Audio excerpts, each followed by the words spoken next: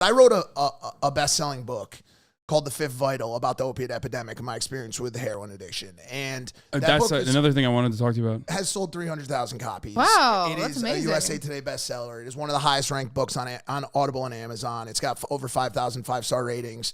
And when I meet people that know me through The Fifth Vital, it's a dramatically different conversation than it is for someone who's seen me on the podcast talking about wrestling and crypto, whatever the fuck, or the night shift, And so my big job right now and the real onus for 2023 and moving forward for me is being a little bit more responsible to the brand that I'm trying to create for a longevity and for long term, and like not relying as much on the things that I think we all fall into the habit of relying on from time to time. And I've loved all the time that I've spent with the girls that are in the vlogs and the food and the stuff that I do. And the food is another thing that I'm huge on, and we can talk about that later as well. I love food. But my potential and the ability that I have to create actual change and continue on the change that I've actually made already is something that is a responsibility that I need to really take accountability for. You're not cold turkey, are you? No, I don't know what you mean by that. Like how did I get clean? Do you? No, I meant not with like opiates. I meant alcohol. Do you like sandwiches? So okay, so this is a conversation that is actually really hard for me to have, dude. And I we don't want to have it. We don't have to. No. The thing about me and something that I pride myself on is transparency. I'm fully transparent about anything. I put everything out there. I don't put stuff. Same. It's a bad idea. Don't do it. I am the same way though. Go ahead. I have been clean from opiates and all drugs since 2010. I got clean on June 23rd, 2010, and that includes anything, right? Like completely clean. Wicked. And I wrote about this in my book, so it's really, I'm not putting anything else out there, but I've had my ons and offs with the California sober lifestyle, which is basically like, okay, I can have a casual drink here and there. I do not condone that as a belief set for someone who is in active recovery, especially someone in early active recovery to even attempt something like that. I mean, I was clean and sober for years before I had a drink. And so it depends on when you ask me. I mean, if you ask me in 2020, I was sober for the entire year. If you ask me on any given month, I could be sober for that entire month. Ask you on Grammy's weekend, you're like, maybe I am, maybe I'm not. Lit up a little bit. It's another struggle that I have to deal with as someone who really would like to be a representation of what it looks like to escape an underworld that a lot of people don't know exists, which is a terrible, terrible place and a terrible environment in this country. We have a severe, severe, severe problem. And the one thing about it is I've always been comfortable in my skin saying that I'm unfortunately / fortunately not the perfect representation of just a last thought on it. I believe that's actually a power for me. I believe that people in recovery or that are looking at getting into recovery are sick of gurus. They're sick of doctors. They're sick of perfect examples of, I'm at a meeting every day. My life is this. I do this, and this, because life is unpredictable. Yeah. And honestly, I'm not a believer of any kind of one size fits all approach to recovery. And so that's kind of where I am. I agree with that. As someone who had a brother who deeply struggled with addiction, I think the word perfect recovery is such a weird oxymoron, right? Yep. Because I think there's no perfect situation there. Like, obviously you're living with some kind of trauma or something that is imperfect. And so however you're going to make that work and make yourself function and be the best version of you, that's your perfect scenario. Correct. I think you are so defensive about this, obviously, because you don't want to influence choices in other former addicts where they go have a drink and then fall off the wagon and then you feel responsible for 100%. That. And I'm just making that clear. Everybody's going to have their own journey. And I think everybody, like, no one can put their journey on anybody else. That's exactly right. And honestly, the struggles that I continue to have are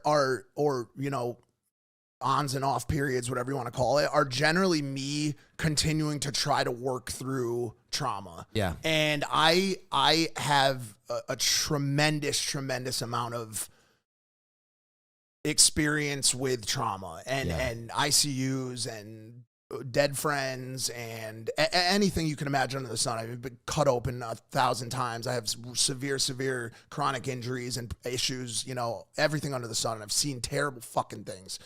And a lot of it, even before that, a lot of people start using drugs or abusing substances as an escape from something that they're dealing with even from their childhood. And there was a moment in Euphoria, which I love as a show. I really, really love that show, where why am I drawing a fucking blank on Zendaya's name on the show? What do I think? It's Rue. Rue. Sorry, Rue. No, I think you're right. Rue, I'm sorry. Grammys weekend, man. No, Rue. Where Rue has this like epiphany about the first time where she used opiates, and she was like, it was the first time in my life where I finally felt safe in my mind. And I related to that moment so much, of this idea of all of that struggle with self-worth and anxiety and depression and all of that stuff that you carry with you, feeling like, okay, now I found an escape, only to then find out that it was everything but that. Just and it was going to lead into the worst, 10 years of my entire life on this planet. And so it's, listen, it's all of us are on this journey together. We're all just continuing to explore and do the best that we can. And so I'm trying to be as responsible as I can with the storytelling, but more than anything, just continuing to tell that story because it has been really beneficial. Yeah. I mean, it's really interesting for me because I had a brother that was a big time addict and never really let our family know. And my anti-drug was, I remember he was missing for like 2-3 years, basically, showed up out of nowhere, and then sat me down when I was probably 14 or 15 years old and gave me like a history of everything that he had been doing. And it was like traumatic just to hear, because he's like, you could never tell dad any of this stuff. And just like he passed away at the beginning of COVID, my brother did. But like getting this like history and like graphic detail of like just awful situations like that lives in my head. And you just see the power that opiates have over a person. It's there's nothing really like it. No. I mean, there's a lot of, drugs and a lot of different addictions, but it's I would know when he was using. You know what I mean? Oh no, like, it's even so just apparent. on the phone, Yeah. when like even when he was like off of it, or like he would call me in a normal state, I could just tell by the way he was framing things. I would be like, oh, for me, it's he's instantaneous. Using. You can sit me in front of anybody. I can tell you exactly what drugs are on. I was in that world. I mean, this world that exists. And back to Jeff, and another reason why I do relate to him, because he's another person that has seen that side of this world. I think like this, a lot of times, and this is not a dig at anyone, but the creator set generally tends to be like a pretty. They're young kids who make $1 million. They're sheltered. Oftentimes they don't come from a background where they like fully formed like identities through normal struggles that every random individual has in their day to day. And they just go from like being some random dude that doesn't have a lot of friends to just becoming this like super famous person. So their identity is almost built. Yeah. Yeah. And then every single interaction that they have after that, it's always going to be because they are who they are, and what they bring to the table is going to be like their fame and fortune.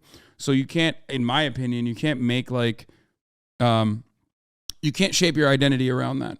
And I think the biggest thing that and they don't struggle, like you said. The biggest loss for an identity that is simply rooted in, child stardom or this bubble that we, play in is empathy. And it is something that I oh my God, dude, it drives me crazy, bro. I feel so deeply when I see people hurting, dude. Like, because I know so intimately what it feels like to be at the end. Yeah. I lived there for so long, bro, to a point where I was sure that this was what my life was. There was no future. It was just, this is how my life went. This is how I lived. And, my mom sat by the phone every night waiting for the call, like, yo, your son overdosed or was shot to death in a deal gone wrong. Like, that was my life. And so when I see these people who are struggling, homelessness, addiction, even the more, what you would call like rudimentary struggles of not having a strong family structure, a support system, that it hurts me It actually hurts me in my fucking heart, dude. Like I feel that shit. And I'm not asking for that. I'm not asking for that like direct lineage of empathy through this like shared extreme struggle, but it's so hard to see these people that are just muted to it. They are so disassociated from any sort of desire to make someone else feel okay. When I know someone's hurting, that stops me in my track, dude. Like, I want to help you fix that problem. Now, this has also created another issue for me because if you go through my DMs, it's all day. Yeah. They send their suicide notes to me. Yeah. And it's a lot to deal with, bro. It's a lot of pressure to deal with. I do. Trust me. I know. I'm sure you guys. Well, we're two streamers.